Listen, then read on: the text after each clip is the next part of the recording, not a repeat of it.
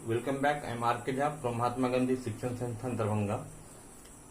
आज हम इस वीडियो में क्लास 9th के लिए मैथमेटिक्स का चैप्टर ट्रायंगल्स एनसीईआरटी का एक्सरसाइज 7.4। पिछले सेशन में हम इस एक्सरसाइज का क्वेश्चन नंबर 1, 2, 3 एक्सप्लेन किए थे। अब 3 क्वेश्चन बचे हैं, क्वेश्चन 4, 5, 6। ये 3 रिमेनिंग क्वेश्चन है। आज हम इसको इस वीडियो में एक्सप्लेन करते हैं। तो चलिए शुरू करते हैं क्वेश्चन नंबर 4 से। क्वेश्चन नंबर 4 में दिया है कि ABCD एक क्वाड्रिलेटरल है। फिगर दिया है, ये फिगर है दिया हुआ। इसमें लिखा है कि AB is the shortest side and DC is the longest side. अब सिंपल है कि क्वाड्रिलेटरल में 4 साइड है, उसमें AB शॉर्टेस्ट है, मतलब AB सबसे छोटा है, और DC लॉन्गेस्ट है, DC सबसे बड़ा है। और प्रूफ करना है हमको कि एंगल A जो होगा पूरा वो एंगल C से बड़ा है, और एंगल B जो है वो एंगल D से बड़ा होगा। तो गिवन क्या है कि AB छोटा है CD से। क्यों? क्योंकि AB शॉर्टेस्ट साइड है और CD लॉन्गेस्ट साइड है। क्या शो करना है हमको कि A जो है वो C से बड़ा है, एंगल B एंगल D से बड़ा है। तो सबसे पहले हम इसमें कंस्ट्रक्शन करेंगे। हम AC को ज्वाइन कर लेंगे और BD को ज्वाइन करेंगे। हम BD को फिर बाद में करके दिखाते हैं आपको बेटर अंडरस्टैंडिंग के लिए। तो चलिए, जब हम AC को ज्वाइन कर दिए तो यहाँ 2 ट्रायंगल बन गया। एक ABC ट्रायंगल बन गया और एक ADC ट्रायंगल बन गया। तो ABC में आप AB और BC को कंपेरिजन कीजिए। तो क्वेश्चन में ऐसे भी दिया है कि AB शॉर्टेस्ट है, सबसे छोटा है। इसका मतलब AB और BC में BC बड़ा हो गया AB से। और हम जानते हैं कि किसी भी ट्रायंगल में जब 2 साइड अनइक्वल होता है तो जो बड़ा साइड होता है उसके सामने के एंगल बड़ा होता है। तो आप देखिए BC बड़ा है AB से, तो BC के सामने एंगल 1 है और AB के सामने एंगल 2 है। 1 बड़ा होगा 2 से, क्योंकि AB is the shortest side है। ठीक है, अब इसको हमने फर्स्ट इक्वेशन मान लिया। अब ADC में क्या दिया था कि DC is the longest side है। तो अगर हम AD और DC को कंपैरिजन करेंगे तो DC AD से क्या बड़ा हो गया, इसलिए DC के सामने 3, AD के सामने 4, यानी 3 और 4 में एंगल 3 बड़ा हो गया एंगल 4 से। क्लियर? इसको हमने इक्वेशन 2 मान लिया। अब हम दोनों इक्वेशन को जोड़ देते हैं। लिखे ना, एडिंग इक्वेशन 1, 2।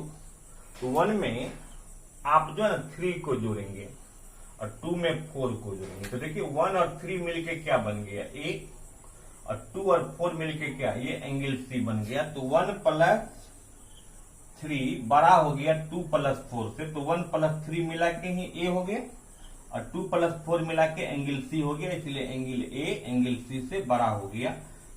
इसको हम लिख देंगे।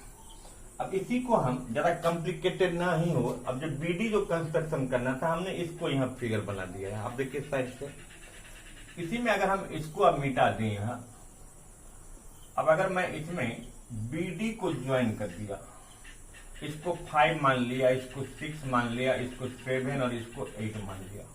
ठीक है, आपको मिटाना नहीं, आप उसी में करोगे। तो जब BD को ज्वाइन किए तो फिर एक ट्रायंगल बन गया ABD।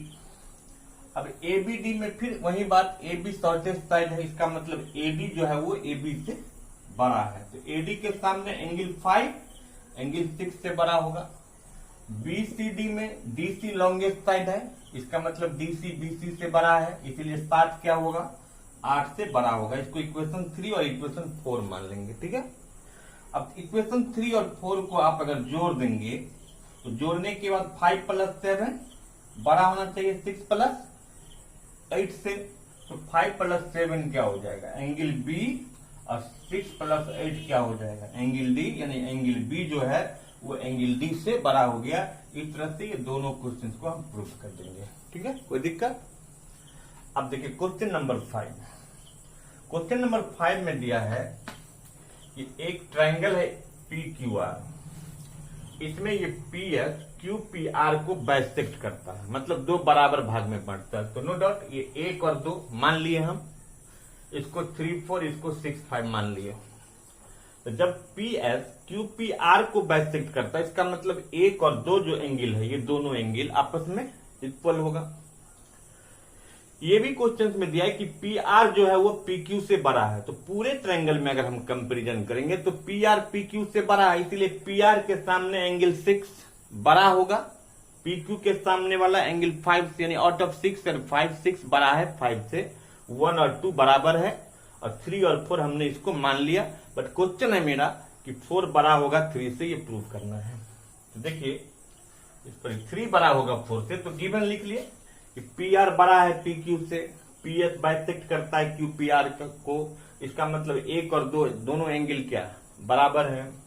प्रूफ करना है कि पी एस आर बड़ा होगा पी एस क्यू से, तो पी एस आर का हमने नाम एंगल 3 और पी एस क्यू का एंगल 4, यानी हम ये अगर प्रूफ कर दें कि 3 बड़ा है 4 से तो भी क्वेश्चन प्रूव हो जाएगा। ठीक है, तो देखिए पहले हम लिखेंगे कि पी आर बड़ा है पी क्यू से, और हम जानते हैं कि किसी भी ट्रायंगल में जब दो साइड अनइक्वल होता है तो जो बड़ा साइड है उसके सामने का एंगल बड़ा होगा। तो जब पी आर बड़ा है पी क्यू से तो पी आर के सामने एंगल 6 बड़ा है एंगल 5 से। और हमने 6 चैप्टर में पढ़ा था एग्जाम में कि अगर कोई भी दो चीज इक्वल है तो इक्वल में अगर आप इक्वल जोड़ेंगे तो भी इक्वल ही होता है। तो 6 बड़ा है 5 से, क्योंकि 1 और 2 बराबर है, एक में हम 1 जोड़ देंगे और एक में 2 जोड़ देंगे, यानी 6 + 1 बड़ा हो जाएगा 5 + 2 से।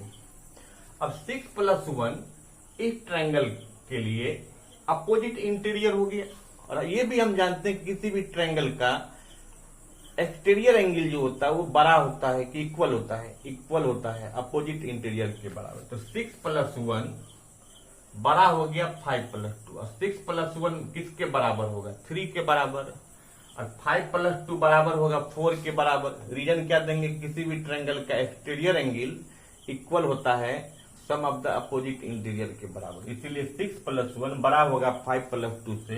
तो 6 + 1 3 बड़ा हो गया एंगल 4 से, और 3 का ही नाम क्या है पी एस आर, इसीलिए हम कहेंगे कि पी एस आर बड़ा है पी एस क्यू से। इस तरह से हम क्वेश्चन 5 को बना सकते हैं, बहुत इजी क्वेश्चन है। और अभी आप देखेंगे कि सब में वही रिजल्ट हम यूज करते हैं कि बड़ा साइड के सामने का एंगल बड़ा होगा, बड़ा एंगल के सामने का साइड बड़ा होगा। ठीक है, अब एक लास्ट क्वेश्चन है, क्वेश्चन नंबर 6। क्वेश्चन नंबर 6 में दिया है, इसका 6 है कि so that of all line segment drawn from a given point note on it the perpendicular line segment is the shortest line segment. मतलब एक लाइन है, मान लो ये पी क्यू, अब इसको हम अगर बनाएंगे